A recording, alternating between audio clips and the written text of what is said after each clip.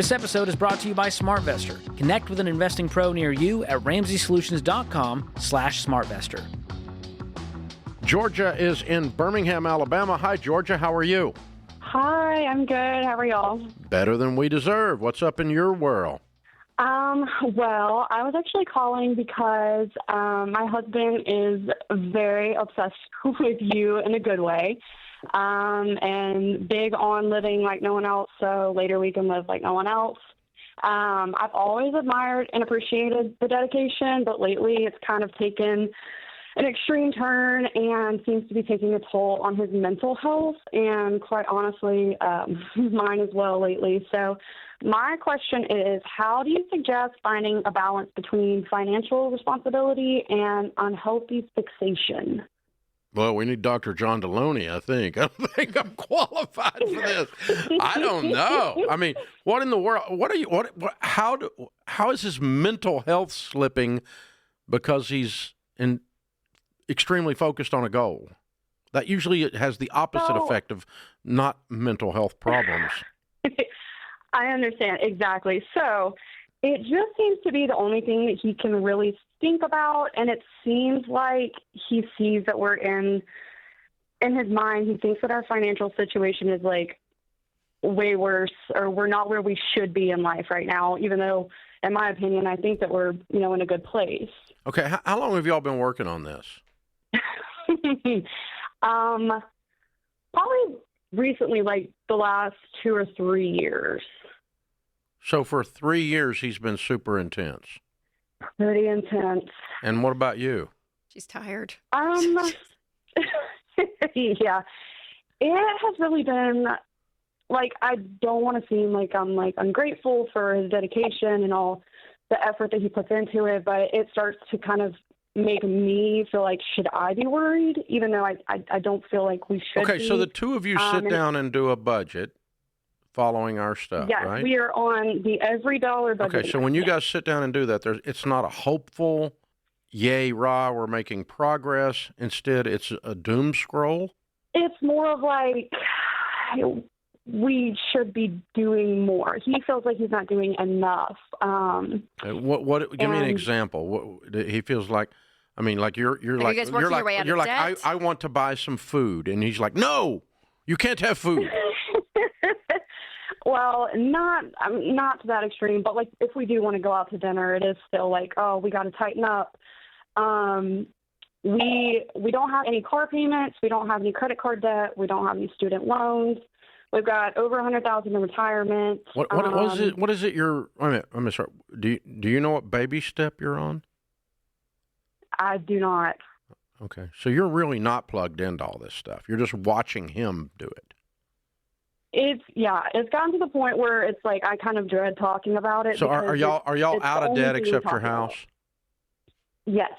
Do you have an emergency fund of 3 to 6 months of expenses? We do.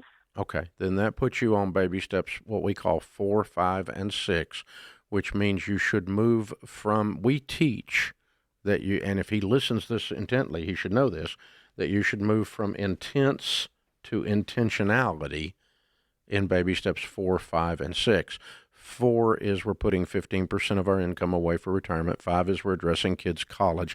And 6 is if we have any other money after we live our life, then we put that towards the mortgage because we want to get the mortgage paid off in the next 5 to 10 years.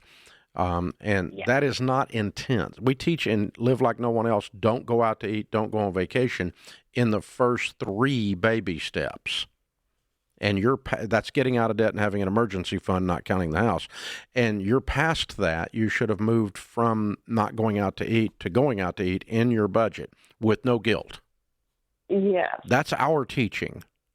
Okay, so what we're saying is you guys got past the emergency stuff of getting out of debt in the emergency fund, and he refuses to take his foot off the gas.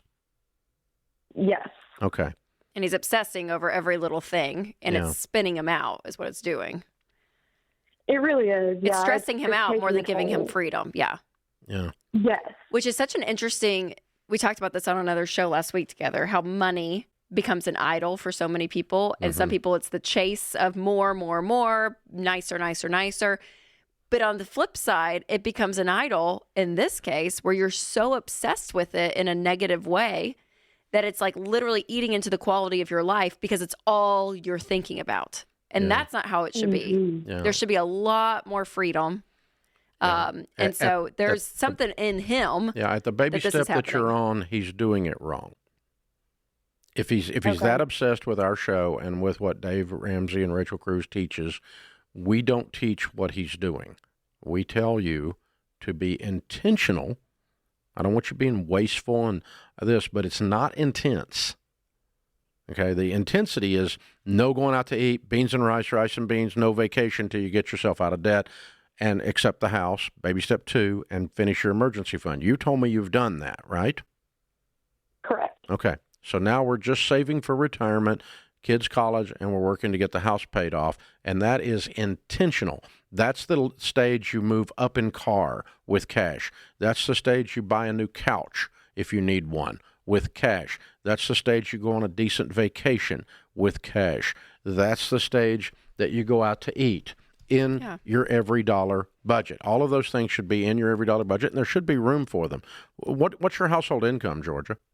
Around $150 together combined. Yeah, so you make plenty of money to become millionaires and to change your family tree and do the things I just said in that last series of sentences. So I agree. Okay, so what we want you to reach for, and him too, him is who I'm talking to, I guess, is financial peace. There's no peace in this discussion. It's that, as Deloney says, let your shoulders drop and exhale. And he's never done that yet, right? Yeah.